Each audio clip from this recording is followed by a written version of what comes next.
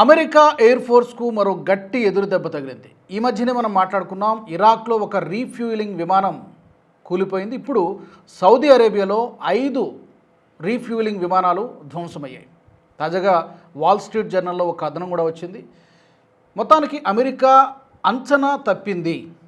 క్లియర్గా ఇరాన్ను చాలా తక్కువ అంచనా వేసింది. కేవలం 2-3 వారాల్లో మట్టి కనిపించేద్దాం, ఏదో జస్ట్ హాలిడే ట్రిప్కి వెళ్ళొచ్చినట్టు వెళ్ళొచ్చేద్దామని చెప్పి ట్రంప్ అనుకున్నాడు. కానీ పరిస్థితి అలా కనిపించడం లేదు. అఫ్కోర్స్ ఇరాన్ వైపు కూడా దాడులు, నష్టం జరుగుతోంది. అమెరికాకి ఇంకా ఎక్కువ నష్టం జరుగుతోంది.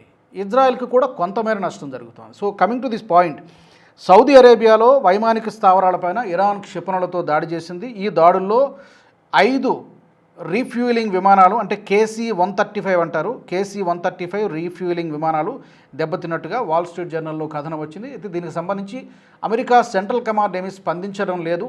ఎందుకంటే ఇలా రోజు జరుగుతూనే ఉంటాయి కాబట్టి వీటన్నిటిని ధృవీకరిస్తూ పోతే ఇప్పటికే అమెరికా పరువు సగం పోయింది. డొనాల్డ్ ట్రంప్ యుద్ధంలో ఓడిపోతున్నాడు, he is losing the battle అంటూ రకరకాలుగా ఇంటా బయట సెగ తగులుతోంది. సొంత దేశంలో వస్తున్నాయి. గల్ఫ్ దేశాల నుంచి నిన్ను నమ్ముకుంటే నట్టేట ముంచేలా ఉన్నామని చెప్పి గల్ఫ్ దేశాలు అమెరికాను తిట్టిపోస్తున్నాయి, డొనాల్డ్ ట్రంప్ని తిట్టిపోస్తున్నారు. దీంతో ఈ దాడులు మేమే చేసామని చెప్పి ఇరాన్ ఇప్పటికే ప్రకటించుకుంది, క్లెయిమ్ చేసుకుంది.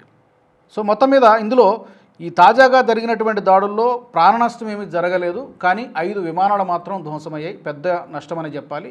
కానీ ఇరాక్లో, ఉత్తర ఇరాక్లో జరిగినటువంటి ఆ విమానంలో మాత్రం ఆ విమానంలో 6 ఉన్నారు. 6 కూడా ప్రాణాలు కోల్పోయారు.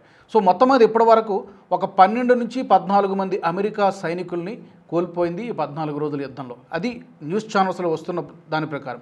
ఇంకా ఎక్కువ ప్రాణ నష్టం కూడా జరిగి ఉండవచ్చు. సో మొత్తం మీద ఇప్పుడు ట్రంప్ డిఫెన్స్లో పడిపోయాడా, అసలు ఎందుకు మొదలుపెట్టాను రా బాబు ఈ యుద్ధం అని వాపోతున్నాడు. కానీ బయటి ప్రపంచానికి మాత్రం మేకపోతు గాంభీర్యం ప్రదర్శిస్తూ ఉన్నాడు.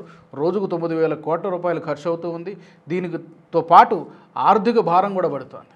ఎలా ముగించాలని చెప్పి అమెరికా యుద్ధం ఎలా ముగించాలని ఆలోచిస్తుంది. ఇరాన్ మాత్రం ఎంత నష్టం చేకూర్చితే అమెరికాకి, ఇజ్రాయెల్కి అంత నష్టం చేకూర్చాలని చెప్పి ఇరాన్ తీవ్రమైనటువంటి దాడులు చేస్తోంది. ఈ వీడియో మీకు నచ్చినట్టయితే లైక్ చేయండి, 10 మందికి షేర్ చేయండి. అలాగే కామెంట్ల రూపంలో మీ అభిప్రాయాలను మాతో పంచుకోండి. Nationalist hub group of channels ను సబ్స్క్రైబ్ చేసుకుని తెలుగునాట జాతీయవాద జర్నలిజాన్ని ప్రోత్సహించండి. ఈ వీడియో కింద ఉన్న బెల్ ఐకాన్ పై క్లిక్ చేయడం మర్చిపోవద్దు.